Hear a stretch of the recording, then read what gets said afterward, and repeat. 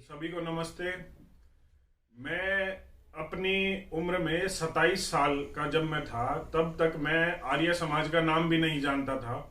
और पिछले 4-5 साल से ही मैं राजीव दीक्षित जी के माध्यम से जुड़ा, फिर गाय से, फिर आर्य समाज से, और फिर कह सकते हैं कि मैं राष्ट्र के लिए न्यून ही काम कर रहा हूँ, लेकिन जितना भी कर रहा हूँ वो कहीं ना कहीं आर्य समाज की ही देन है। और आज उम्र में मेरे से बड़े हैं और अनुभव भी इनका बहुत ज़्यादा है। और कहीं ना कहीं हमारा बेस ग्राउंड, जैसे मैं कन्वेंट स्कूल से पढ़ा हुआ हूँ और मेरे कर्म इतने अच्छे थे, मेरे माता पिता के संस्कार थे कि मैं 27 साल की उम्र में आकर आर्य समाज से जुड़ा और अब ये सब काम कर रहा हूँ। तो ऐसा ही एक बेस ग्राउंड, मैं कह लीजिए, मेरे गुरु कह लीजिए, सीनियर कह लीजिए, या कुछ भी इनको मैं संज्ञा दे दूं, उनका है। आइए उनसे बात करते हैं। डॉक्टर प्रशांत आचार्य जी आज हमारे साथ हैं। ये वैदिक विद्वान हैं अंतरराष्ट्रीय, और ये भी कन्वेंट स्कूल से पढ़े हुए हैं। और अब आप सभी को जानकर खुशी होगी कि ये एक गुरुकुल चला रहे हैं अलवर में, जो हमारी संस्कृति और हमारे कल्चर और हमारी आर्ष विद्या को लोगों तक, बच्चों तक पहुंचा रहा है और उसको कहीं ना कहीं जीवित रखने में मदद कर रहा है। इनसे कुछ सवाल पूछेंगे। तो पहला सवाल है प्रशांत जी की, ये जो आपने कन्वेंट स्कूल की पढ़ाई की और उसके बाद ये गुरुकुल तक का सफर, खोलने का सफर, इसके बारे में थोड़ा सा बता दीजिए।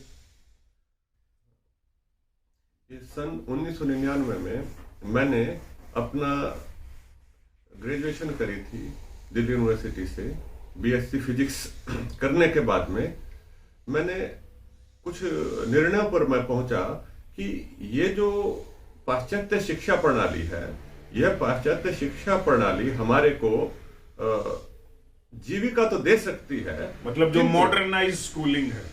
हाँ, मॉडर्नाइज स्कूलिंग, ये हमारे को जॉब तो दे सकती है, परंतु इसके माध्यम से हमारे को मनुष्य कैसे बनना है, हमारे को एक राष्ट्रभक्त नागरिक कैसे बनना है, हमने मानवता की सेवा कैसे करनी है, ये बातें वहां पर अनुपलब्ध रही। दूसरी बात, इस शिक्षा के भीतर हमारा आध्यात्मिक विकास कैसे होता है, इस ओर तो ये शिक्षा ध्यान ही नहीं दे रही है। हमारे को तो किसी न किसी प्रकार से नौकर बना रही है। हमारे को ही नौकर नहीं, हमारे मन और मस्तिष्क को भी ये नौकर, सर्वेंट बना रही है। हमारे को एम्प्लॉयमेंट देने वाली शिक्षा है। आत्मा के विकास की, जो चौतरफा विकास होता है आत्मा का, जो डेवलप आप कितने विकसित कितने हो सकते हैं, उसकी ओर इसका ध्यान नहीं है।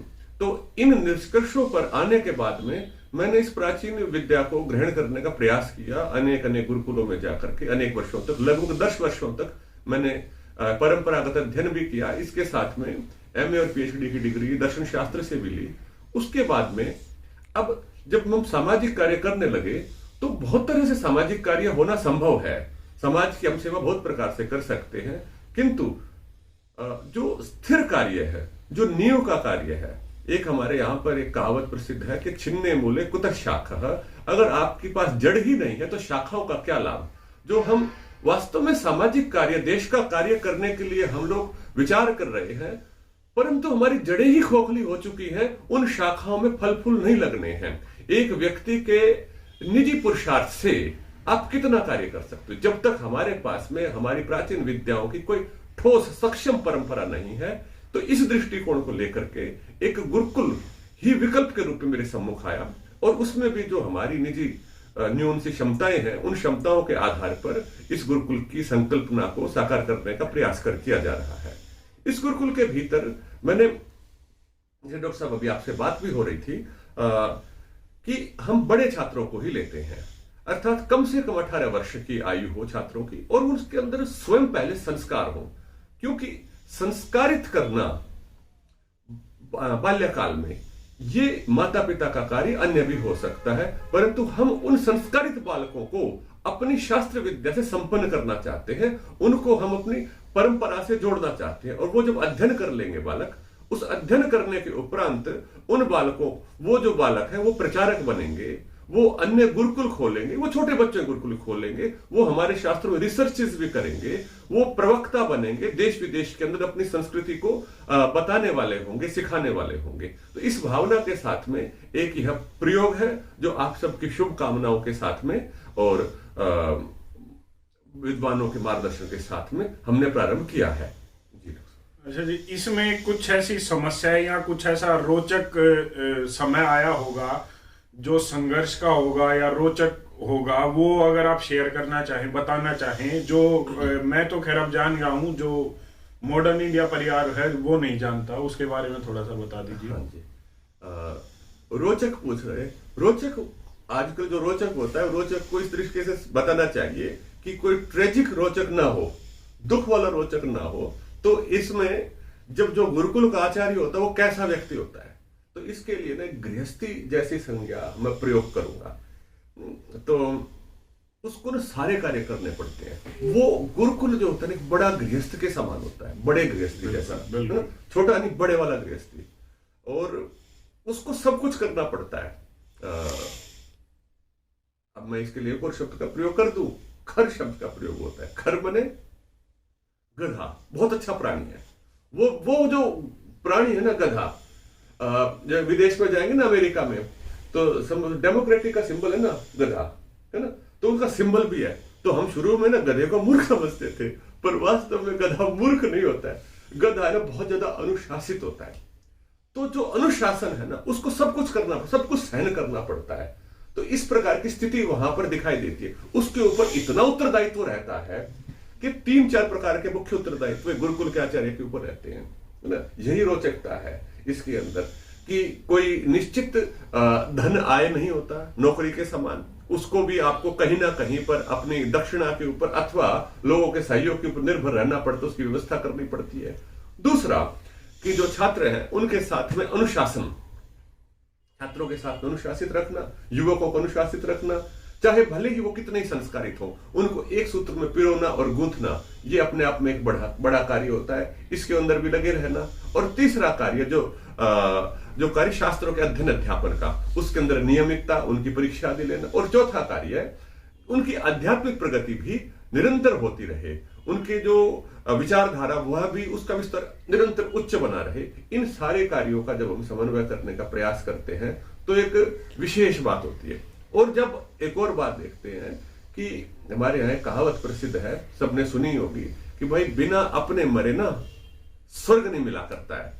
तो ये उसी प्रकार का है कि इसका जो आनंद है, इस कार्य के अंदर जो इतनी सारी हम चीजें कर रहे हैं, इसमें भी एक आनंद आता है।